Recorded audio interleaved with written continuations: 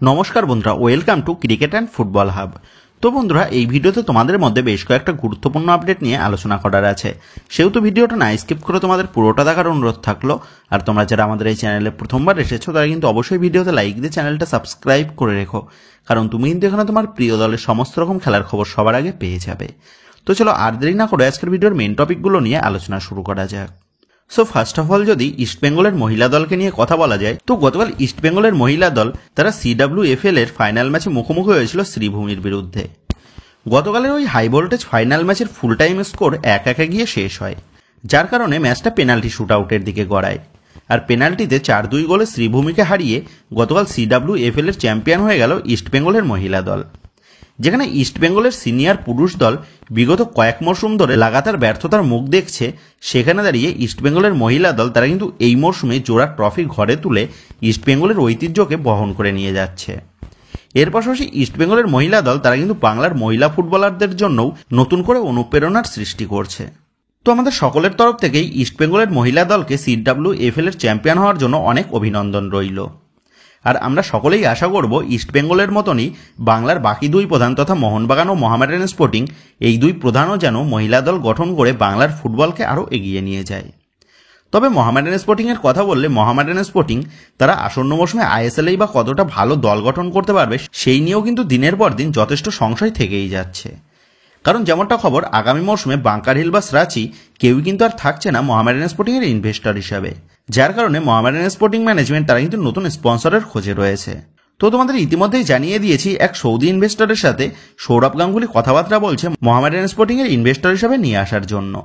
এর পাশাপাশি আবার মোহামেডান স্পোর্টিং এর কর্মকর্তারা তারা আমাদের CM এর দ্বারস্থ হয়েছে নতুন ইনভেস্টর জোগাড় করে দেওয়ার জন্য।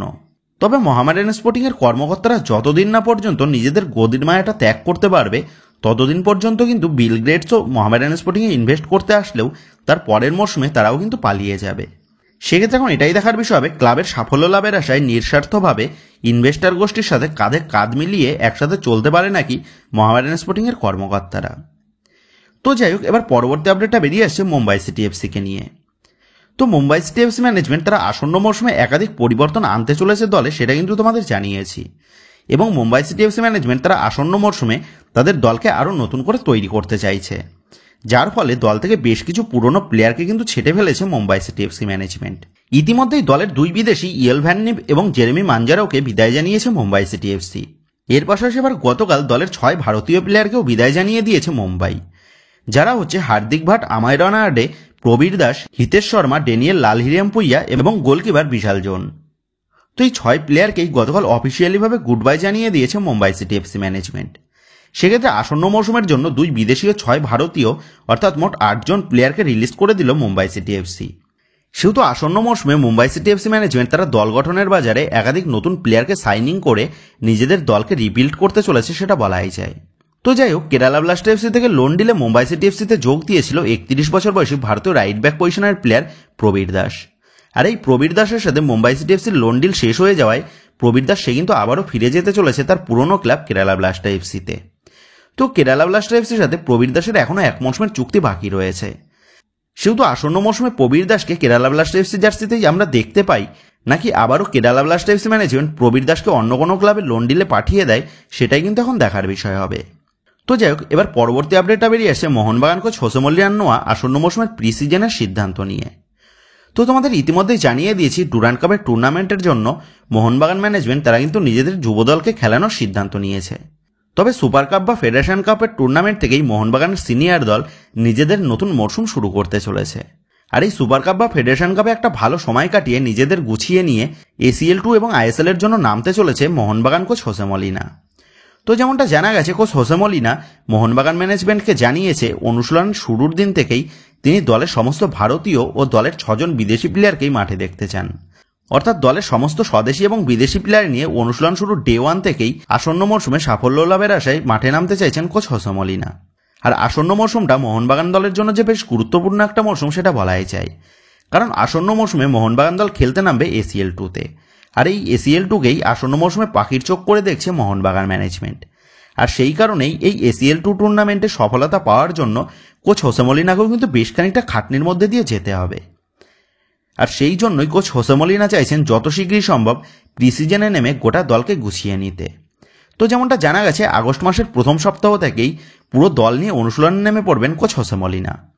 সেক্ষেত্রে সুপার কাপ বা ফেডারেশন কাপ টুর্নামেন্ট শুরু হওয়ার প্রায় মাসখানেক আগে থেকেই অনুশীলনে নেমে পড়তে চলেছে মোহনবাগান দল। আর এটা কিন্তু অবশ্যই একটা ভালো সুখবর মোহনবাগান দলের জন্য, সেটা বলাই যায়। কারণ এই সুপার কাপ বা ফেডারেশন কাপের চ্যাম্পিয়ন দল তারা কিন্তু ACL 2 এর স্লটটা পাবে।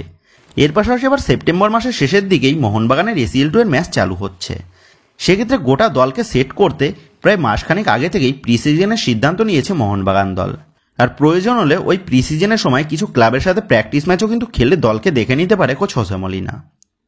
তো যাই হোক, এবার পরবর্তী আপডেটটা বেরিয়ে আসছে 33 বছর বয়সী উরুগুয়ান অ্যাটাকিং মিডফিল্ড পজিশনের প্লেয়ার অ্যাদ্রিয়ান লুনাকে নিয়ে।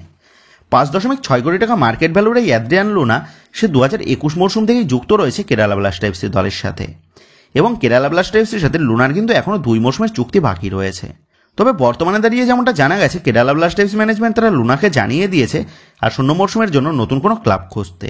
মানে কেরালা ব্লাস্টার এফসির নতুন কোচের গেম প্ল্যানিংয়ে কিন্তু তেমন একটা নেই অ্যাদ্রিয়ান লুনা। আর ISL এর এই অভিজ্ঞ অ্যাটাকিং মিডফিল্ডার এই অ্যাদ্রিয়ান লুনা সে নতুন ক্লাব খুঁজতে পারে তেমনটা ইঙ্গিত পেয়ে ইতিমধ্যেই লুনাকে দলে নেওয়ার বিষয়ে ISL এর 2 ক্লাব মুম্বাই সিটি এফসি এবং এফসি গোয়া তারা কিন্তু ইন্টারেস্ট শো করেছে। সেক্ষেত্রে এখন এটাই দেখার বিষয় হবে ISL এর এই অভিজ্ঞ মিডফিল্ডার অ্যাদ্রিয়ান লুনা সে আসন্ন মৌসুমে কোন দলের হয়ে মাঠে নামে। তো যাই হোক, এবার নেক্সট আপডেটটা বেরিয়ে আসছে কলকাতা ময়দানের অন্যতম পরিচিত এবং জনপ্রিয় বিদেশি সনি নর্ডেকে নিয়ে, যে সনি নর্ডে চিরদিন মোহনবাগান সমর্থকদের মনের মণিকোঠায় বাস করে এসেছে। আই লিগে সবুজ মেরুন জার্সিতে মাঠ কাঁপিয়ে এই সনি নর্ডে 2016-17 মরশুমে মোহনবাগান দল ছাড়ার পর তাকে কিন্তু আর কলকাতার কোনো ক্লাবের হয়ে মাঠে নামতে দেখা যায়নি। তবে বর্তমানে দাঁড়িয়ে এই ম্যাজিশিয়ান সনি নর্ডের বিষয়ে বড় আপডেট কিন্তু বেরিয়ে এসেছে। তো গতকাল ক্যাসের তরফ থেকে যেমনটা দাবি করা হয়েছে, আই লিগে সদ্য প্রমোট হওয়া দল ডায়মন্ড হারবার এফসি তারা কিন্তু এই সনি নর্ডেকে দলে নেওয়ার বিষয়ে আগ্রহ প্রকাশ করেছে কোচ কিবু ভিকোনার পরামর্শ মতন। এবং যেমনটা খবর, ইতিমধ্যেই ডায়মন্ড হারবার এফসি ম্যানেজমেন্ট তারা কিন্তু এই সনি নর্ডের সাথে কথাবার্তাও শুরু করে দিয়েছে। এর পাশাপাশি আবার সনি নর্ডের বর্তমান দলের সাথে তার কিন্তু কন্ট্রাক্ট এক্সটেনশন করার একটা অপশান রয়েছে। সেক্ষেত্রে এখন এটাই দেখার বিষয় হবে আবারও বাংলার ফুটবলের টানে এই হাইতি জাদুকর সনি নর্ডে সে আবারও কলকাতার পথে পা দেয় নাকি। আর সনি নর্ডে সে যদি ডায়মন্ড হারবার এফসিতে যোগ দেয় তাহলে মোহনবাগান সমর্থকরা এই খবরটা জানতে পারলে যে বেশ খানিকটা খুশি হবে সেটা বলাই যায়। কারণ তারা কিন্তু আবারও তাদের প্রিয় বিদেশিকে কলকাতার ময়দানে ফিরতে দেখতে পাবে। তো বন্ধুরা, তোমরা কমেন্ট করে জানিও সনি নর্ডেকে যদি তোমরা আবারও কলকাতায় ফিরতে দেখো তাহলে তোমরা কতটা খুশি হবে। এই বিষয়ে তোমাদের মতামতটা অবশ্যই নিচে কমেন্ট করে জানিয়ে দিও। তো যাই হোক, এবার নেক্সট আপডেটটা বেরিয়ে আসছে মোহনবাগানের ACL 2 এর বিষয় নিয়ে। তো তোমরা জানো ACL 2 এ মোহনবাগানের পাশাপাশি বিশ্বের বড় বড় লিগের বড় বড় দলরাও কিন্তু অংশগ্রহণ করবে, যাদের মধ্যে ইতিমধ্যেই সৌদি প্রো লিগের ক্লাব আল নাসার তারা কিন্তু চূড়ান্ত হয়ে গেছে ACL 2 এর জন্য। তবে আল নাসার তারা ACL 2 এর জন্য চূড়ান্ত হয়ে গেলেও আল নাসার দলের স্টার স্ট্রাইকার CR7কে ACL 2 এ দেখতে পাওয়া যাবে নাকি সেই নিয়ে কিন্তু যথেষ্ট সংশয় রয়েছে। কারণ যেমনটা খবর, এই মৌসুম শেষেই আল নাসার ছাড়ার ইঙ্গিত দিয়েছেন CR7। সেক্ষেত্রে আল নাসার তারা ACL 2 এ খেললেও CR7কে ACL 2 এ দেখতে পাওয়ার সম্ভাবনাটা কিন্তু খুবই কম। তবে CR7কে ACL 2 এর মঞ্চে দেখতে না পেলেও ACL 2 এ কিন্তু আরেক বড় তারকাকে আমরা দেখতে পেতে চলেছি। আর সেই প্লেয়ারটা হচ্ছে 31 বছর বয়সী জার্মানির তারকা উইঙ্গার জুলিয়ান ড্রাক্সলার। 32 কোটি টাকা মার্কেট ভ্যালুর এই জুলিয়ান সে তার ক্লাব ক্যারিয়ারে PSG-তে কিন্তু দাপিয়ে খেলেছে এবং বর্তমানে তিনি যুক্ত রয়েছেন কাতার লিগের ক্লাব আল আহিল SC দলে। আর এই আল আহিল তারা কিন্তু যোগ্যতা অর্জন করেছে ACL 2 এ। সেক্ষেত্রে মোহনবাগান আর এই আল আহিল যদি একই গ্রুপে পড়ে তাহলেই কিন্তু এই তারকা বিদেশের বিরুদ্ধে মোহনবাগান দল তারা ACL 2 এ খেলতে নামতে চলেছে, যেটা কিন্তু অবশ্যই একটা বড় সুখবর হতে পারে সকল মোহনবাগান সমর্থকদের জন্য, সেটা বলাই যায়। তো যাই হোক, এবারে নেক্সট আপডেটটা বেরিয়ে আসছে ইস্টবেঙ্গল দলের এক প্রাক্তন ফুটবলারের করা এক বিস্ফোরক মন্তব্য নিয়ে। তো তোমাদের গত কয়েকদিন আগেই জানিয়ে দিয়েছি ইস্টবেঙ্গলের প্রাক্তন খেলোয়াড় অ্যালভিটো সে মোহনবাগানকে নিয়ে বেশ কিছু বিতর্কিত মন্তব্য করেছেন।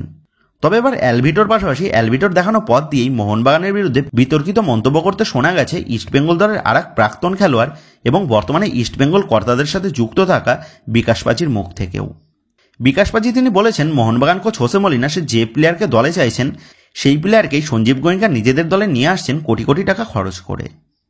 এমনিতেই আমরা ISL এ মোহনবাগানকে হারাতে পারিনি, তবে এবার ISL এর পাশাপাশি মাঠের বাইরেও মোহনবাগান আমাদেরকে হারিয়ে দিচ্ছে আমাদের টার্গেট করা প্লেয়ারকে নিজেদের দলে সই করিয়ে। আর মোহনবাগানের এখন একটাই লক্ষ্য, মাঠের মধ্যেও যেমন ইস্টবেঙ্গলকে হারানো, ঠিক তেমনভাবেই ইস্টবেঙ্গল যাতে ভালো দল গঠন করতে না পারে সেই কারণে ইস্টবেঙ্গলের টার্গেট করা প্লেয়ারকেও নিজের দলে সই করিয়ে মাঠের বাইরেও ইস্টবেঙ্গলকে হারানো। তো বিকাশবাবু তিনি কিন্তু এই সমস্ত মন্তব্যগুলোই করেছেন মোহনবাগান ম্যানেজমেন্টের বিপক্ষে। তো বিকাশবাবুর করা এই সমস্ত মন্তব্যগুলির পরিপ্রেক্ষিতে একটাই কথা বলবো, প্রয়োজনে আপনারাও একটা ভালো ইনভেস্টর খুঁজুন, আর আপনারাও মোহনবাগানের টার্গেট করা প্লেয়ারকে নিজেদের দলে সই করিয়ে মাঠের বাইরেও মোহনবাগানকে হারান। তো বন্ধুরা তোমাদের মতে কি বলে, বিকাশবাবুর কথা মতন মোহনবাগান তারা কি মাঠের মধ্যেও মাঠের বাইরে দুই জায়গাতেই ইস্টবেঙ্গলকে হারাচ্ছে বা হারাতে পারবে? এই বিষয়ে তোমাদের কি মতামত তা কিন্তু অবশ্যই নিচে কমেন্ট করে জানিয়ে দিও। তো বন্ধুরা এই ভিডিওতে এই আপডেট কটা নিয়েই তোমাদের মধ্যে আলোচনা করার ছিল। তো আশা করি ভিডিওটা তোমাদের ভালো লেগেছে। তো যদি ভিডিওটা ভালো লেগে থাকে তাহলে ভিডিওতে লাইক দিয়ে চ্যানেল সাবস্ক্রাইব করে পাশে থাকা বেল আইকনটা অবশ্যই প্রেস করে দিও। তো বন্ধুরা এই ভিডিওটা এটুকুই ছিল। তো আসি বন্ধুরা, দেখা হচ্ছে পরের ভিডিওতে।